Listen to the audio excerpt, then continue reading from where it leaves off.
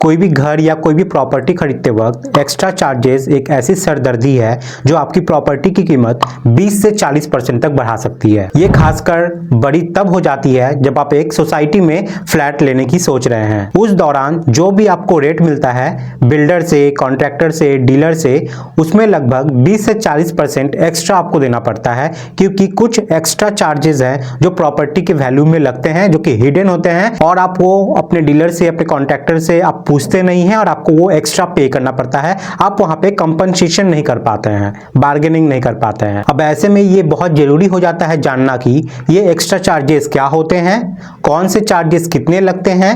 ये पूरी जानकारी आपको जरूर होनी चाहिए ताकि आपको कोई ठग ना सके। तो चलिए चलते हैं अपने वीडियो की तरफ। मैं हूं सिविल इंजीनियर मुकेश शाह और मैं आपका तहे दिल से स्वागत करता हूं आपके अपने चैनल लर्निंग सिविल टेक्नोलॉजी में। चलिए आज का वीडियो शुरू करते हैं।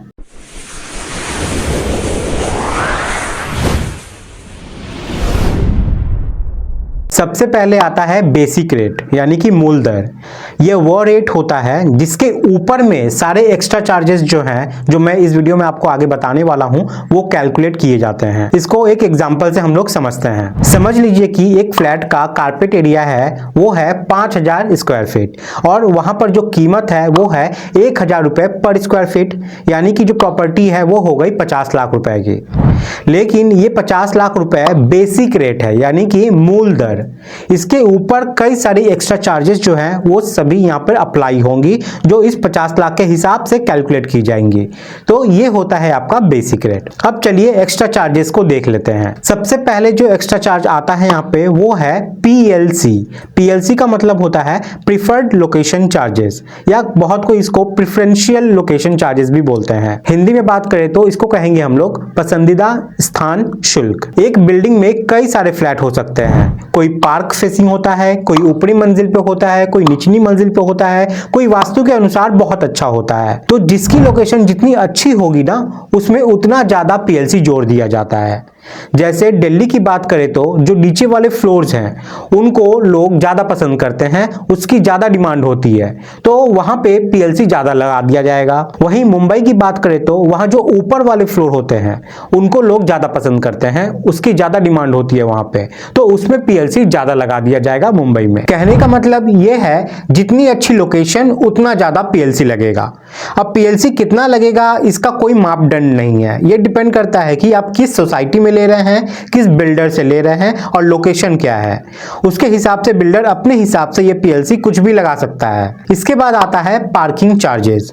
ये चार्जेस अगर आप सोसाइटी में फ्लैट ले रहे हैं अक्सर तभी देने पड़ते हैं और ये बेसिक रेट के 2.5 से 5% तक हो सकता है, यानी कि 2.5 से 5% तक। ये चार्जेस आप एक तरह से बोल सकते हैं कि जैसे आपने अपने लिए घर खरीदा अपने रहने के लिए, वैसे ही आप अपनी गाड़ी के लिए एक छोटी सी जगह ले रहे हैं और उसके लिए ही आपको पार्किंग चार्जेस देने पड़ते हैं। अगर मान लीजिए फ्लैट की कीमत 50 लाख रुपए है और वहां के जो पार्किंग चार्जेस है वो 5% है, तो आपको 50 लाख के साथ एक्स्ट्रा 50 लाख का 5% यानी कि 2.5 लाख रुपए और एक्स्ट्रा देने पड़ेंगे, क्योंकि आपने पार्किंग के लिए जगह एक्स्ट्रा ली है। दिल्ली जैसी जगह पर ये चार्जेस फिर भी कम होते हैं, लेकिन मुंबई जैसी जगह पर जहां पे पार्किंग की भारी कमी है वहां ये चार्जेस काफी ज्यादा बढ़ जाते हैं। इसके बाद जो चार्ज आता है उसको कहते हैं आईडीसी यानी कि इंफ्रास्ट्रक्चर डेवलपमेंट चार्जेस। ये वो चार्जेस होते हैं जो कॉम्प्लेक्स के अंदर जितने भी इंफ्रास्ट्रक्चर हैं, जैसे इलेक्ट्रिसिटी, सीवेज, सिक्योरिटी या कुछ और, उसके लिए लिया जाता है। इसमें एक और चीज आती है जिसको कहते हैं ईडीसी यानी कि एक्सटर्नल डेवलपमेंट चार्जेस। ये वो चार्जेस होते हैं जो गवर्नमेंट के द्वारा प्रोवाइड किए गए इंफ्रास्ट्रक्चर के बदले आपसे लिए जाते हैं। जैसे सोसाइटी के लिए गवर्नमेंट ने मैनहोल दिए हैं, सीवेज दिए हैं, इलेक्ट्रिसिटी लाइन दी है, इन सारी चीजों के बदले गवर्नमेंट एक फीस चार्ज करती है जिसको हम कहते हैं ईडीसी। हालांकि ये हर एक स्टेट में नहीं लिया जाता, तो आपकी स्टेट में ये एप्लीकेबल है या नहीं ये आपको देखना पड़ेगा। तो आईडीसी और ईडीसी दोनों को मिलाकर लगभग बेसिक रेट का 10% के आसपास होता है, यानी कि अगर आप 50 लाख का फ्लैट ले रहे हैं तो उसमें 10% ये ऐड हो जाएगा, यानी कि 5 लाख रुपए उसमें और ऐड हो जाएंगे। इसके बाद जो एक्स्ट्रा चार्ज आता है उसको हम कहते हैं कॉर्पस फंड, जो बिल्डर लेता है सोसाइटी के लिए। ये एक तरीके का इमरजेंसी फंड होता है। कुछ भी इमरजेंसी अगर पूरे सोसाइटी में आ गई तो इसी फंड से पैसा यूज किया जा सकता है। एग्जाम्पल के लिए अगर वायरिंग में शॉर्ट सर्किट हो गई तो, सीवेज लाइन फट गई तो, प्लम्बिंग का कोई इश्यू आ गया या फिर आग लग गई, ऐसी कोई भी घटना हुई जिसके लिए इमरजेंसी में पैसा चाहिए तो ये फंड काम आता है वहां पर। ऐसे इमरजेंसी जो फंड है वो बेसिक रेट का 0.5% से 1% के बीच में हो सकता है।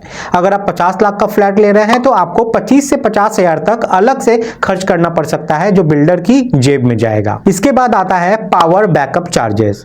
हर फ्लैट में कोटा दिया जाता है पावर बैकअप का, जैसे कि फ्लैट को 2 किलोवाट दे दिया गया, किसी फ्लैट को 3 किलोवाट दे दिया गया, डिपेंडिंग कि वो फ्लैट कितना बड़ा है और सोसाइटी के जनरेटर की कैपेसिटी कितनी है। इस कोटा के बदले चार्जेस लिए जाते हैं आपसे जब आप फ्लैट खरीदते हैं। ये बेसिक रेट का 1% के आसपास हो सकता है, यानी कि अगर आप 50 लाख का फ्लैट ले रहे हैं तो आपको लगभग 50 से 60 हजार रुपए इसके लिए देने पड़ सकते हैं। इसके बाद आता है क्लब एंड एम्यूनिटी चार्जेस।